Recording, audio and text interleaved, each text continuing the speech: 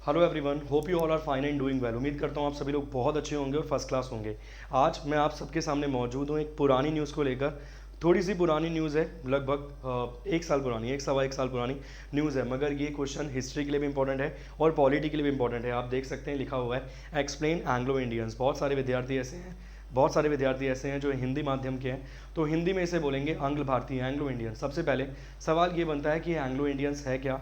बहुत सारे बच्चे वीडियो में कमेंट करके ये बोलेंगे कि सर एंग्लो इंडियंस को भारतीय संविधान से, मतलब जो उनका रिजर्वेशन था वो हटा दिया गया है। जी मैं बिल्कुल जानता हूँ कि संविधान से रिजर्वेशन हटा दिया गया है, मगर रिजर्वेशन था क्यों और कौन था पहला व्यक्ति जिसे लोकसभा में रिजर्वेशन के रूप में नियुक्त किया गया था, वो कौन था, उन सभी चीज़ों के बारे में हम डिस्कस करेंगे आज इस छोटी सी डॉक्यूमेंट्री के रूप में, जिस डॉक्यूमेंट्री को मैं नाम दूंगा एंग्लो इंडियंस। ठीक है, इसके बारे में आप संपूर्ण जानकारी आज यहीं प्राप्त कर लेंगे मात्र 10 मिनट में, जो कि आपके केवल एसएससी नहीं यूपीएससी लेवल तक में काम आएगी, बेनिफिट होगा। आप देख सकते हैं ये है अनअकैडमी का लर्निंग एप्लीकेशन, मतलब एप्लीकेशन से संबंधित जानकारी है। इंडिया का बिगेस्ट कॉम्बैट करवाया जाता है अनअकैडमी के द्वारा एसएससी से संबंधित। इसमें पार्टिसिपेट करने के लिए आपको यूज़ करना पड़ेगा मेरा कोड रहेगा CM10। ये है अनअकैडमी का लर्निंग एप्लीकेशन, डाउनलोड कीजिए और जाइए गूगल प्ले स्टोर पर। इसके अलावा ये कुछ कोर्सेज हैं, इसमें आप ज़रूर एनरोल कीजिए।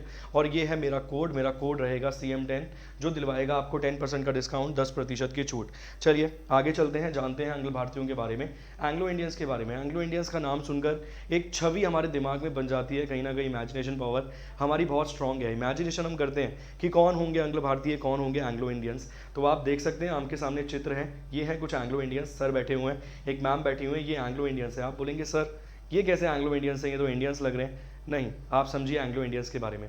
अगर बात करें कि भारत से, मतलब भारत में पहली बार ये एंग्लो इंडियन शब्द कब सुनाई दिया, तो भारत शासन अधिनियम 1935 में सबसे पहली बार इसका जिक्र किया गया था।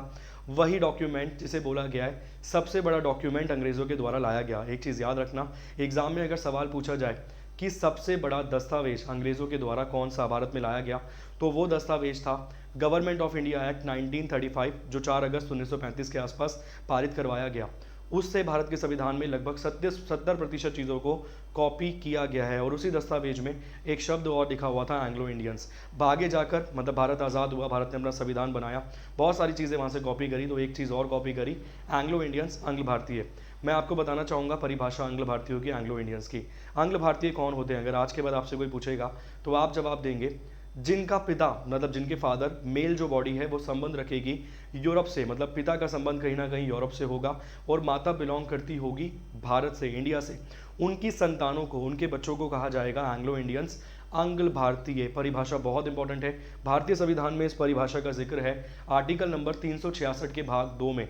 आर्टिकल नंबर अनुच्छेद 366 366 के भाग 2 में पार्ट 2 में लिखा हुआ है एंग्लो इंडियंस के बारे में, आंग्ल भारतीयों के बारे में, परिभाषा के बारे में। मगर जो एंग्लो इंडियंस को रिजर्वेशन दी गई कि 2 एंग्लो इंडियंस को नॉमिनेट किया जाएगा राष्ट्रपति के द्वारा अपनी लोकसभा में, वो रिजर्वेशन का जिक्र था आर्टिकल नंबर 331 में, 331 में। मैं दोनों आर्टिकल्स आपको लिखकर बता देता हूँ ताकि आपको चीज़ें याद रहें और आप ना भूलें इनके बारे में। ठीक, 1 सेकंड का समय दीजिए बस, मैं जल्दी से आपको परिभाषा लिखकर, मतलब परिभाषा के बारे में मैंने आपको बता दिया, बस मैं आर्टिकल बता देता हूँ। अगर आपसे पूछ लिया जाए कि एंग्लो इंडियंस की डेफिनेशन कहाँ लिखी हुई है, आंग्ल भारतीयों की डेफिनेशन कहाँ लिखी हुई है, डिफाइन कहाँ लिखी हुई है, तो आप जवाब देंगे आर्टिकल नंबर 366 के पार्ट 2 में डेफिनेशन लिखी हुई है।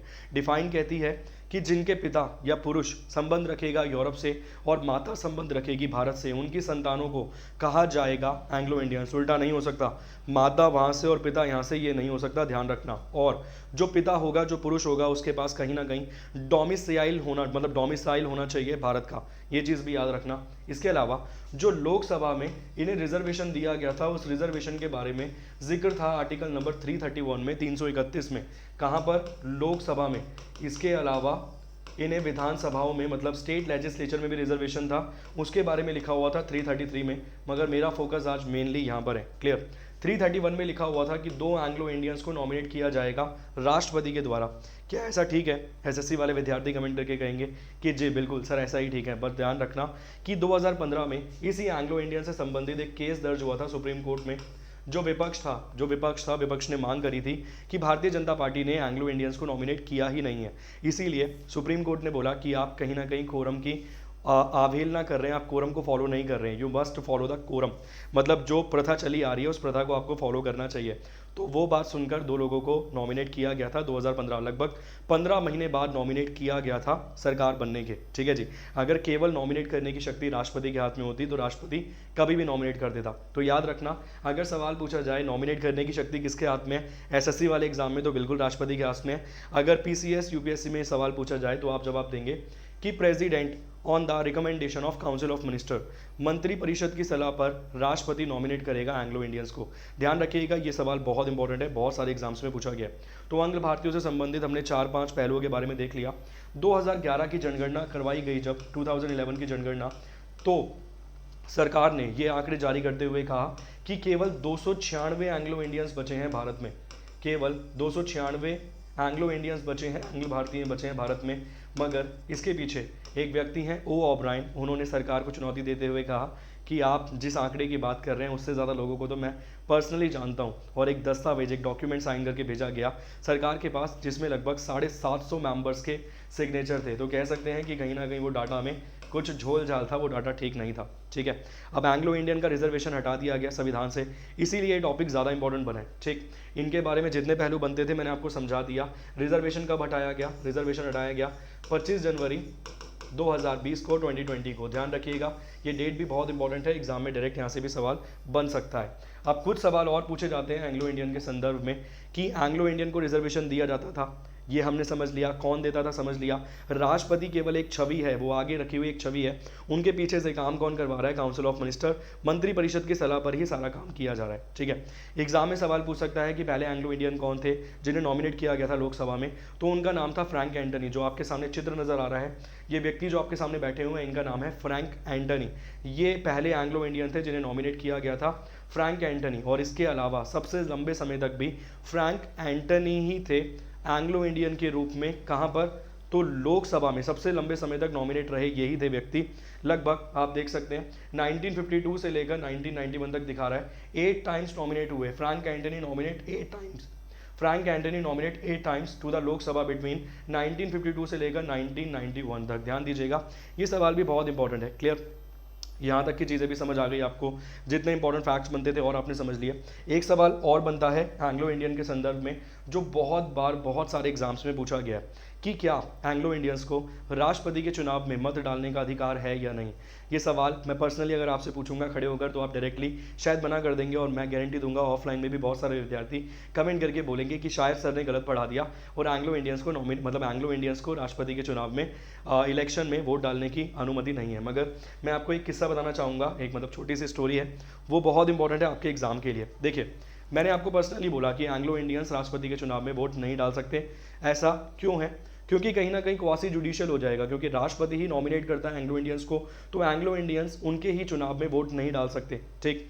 मैंने अपनी ही स्टेटमेंट दी और बोला कि वोट नहीं डाल सकते, मगर मैं अपनी ही स्टेटमेंट से पलट जाऊंगा और जवाब दूंगा कि 2012 में 2012 में जब इलेक्शन हुए थे, जिस इलेक्शन में प्रणब मुखर्जी को राष्ट्रपति के रूप में चुना गया, उस इलेक्शन में एक व्यक्ति थे जिनका नाम था डेरेक ओब्रायन। हो सकता है स्पेल में गलत कर दूं, डेरेक ओब्रायन नाम के व्यक्ति थे, संबंध रखते हैं वेस्ट बंगाल से, संबंध रखते हैं वेस्ट बंगाल से, शायद नील ओब्रायन के बेटे हैं जितना मुझे याद है। डेरेक ओब्रायन संबंध रखते हैं वेस्ट बंगाल से, और क्या है, एक एंग्लो इंडियन है। क्या है, एक एंग्लो इंडियन है, एक एंग्लो भारतीय है।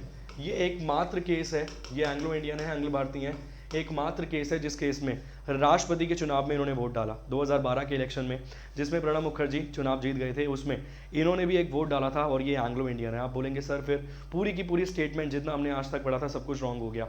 ऐसा नहीं है जी, ध्यान रखना, इन्हें नॉमिनेट नहीं किया गया था, ये व्यक्ति हैं एंग्लो इंडियन। एंग्लो इंडियन होने का मतलब ये थोड़ी है कि उन्हें नॉमिनेट ही किया जाएगा। ये एमपी बनकर आए थे लोकसभा में, नहीं राज्यसभा में, ये एमपी बनकर आए थे राज्यसभा में वेस्ट बंगाल से, तृणमूल कांग्रेस की तरफ से, वेस्ट बंगाल से तृणमूल कांग्रेस की तरफ से ये एमपी बनकर आए थे, मेंबर ऑफ पार्लियामेंट बनकर आए थे राज्यसभा में। और आप समझ सकते हैं कि जो भी व्यक्ति राज्यसभा में मेंबर ऑफ पार्लियामेंट है, एमपी है, उसे वोट डालने का अधिकार है किसके चुनाव में, राष्ट्रपति के चुनाव में। तो ये बहुत इंपॉर्टेंट केस है, इसके बारे में ऑलरेडी मैंने बहुत विस्तार से पढ़ा रखा है मेरे चैनल प्लेइंग विद जीके पे। तो ये छोटा सा मतलब एक छोटी सी मैंने डॉक्यूमेंट्री के रूप में पेश करी आपके सामने एंग्लो इंडियन के बारे में, क्योंकि बहुत सारे विद्यार्थी जानते ही नहीं थे कि एंग्लो इंडियन होता क्या है। अगर आप और भी ज़्यादा डिटेल में पढ़ना चाहते हैं पॉलिटी, ऐसे बहुत सारे पहलू हैं जैसे कि आर्टिकल नंबर 14 है, आर्टिकल नंबर 361 में जाके चैलेंज हो जाता है। कैसे चैलेंज होता है इसके बारे में मैं एक वीडियो ज़रूर बनाऊंगा जल्दी से ही। और इसी के साथ आप सभी से अलविदा लेना चाहूँगा। थैंक यू सो मच, आपने मेरी वीडियो देखी उसके लिए तहे दिल से शुक्रिया।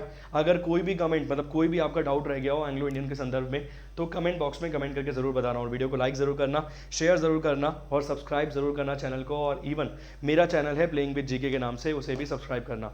Thank you so much. मैं चेतन अलविदा लूँगा इसी के साथ। Bye bye, take care.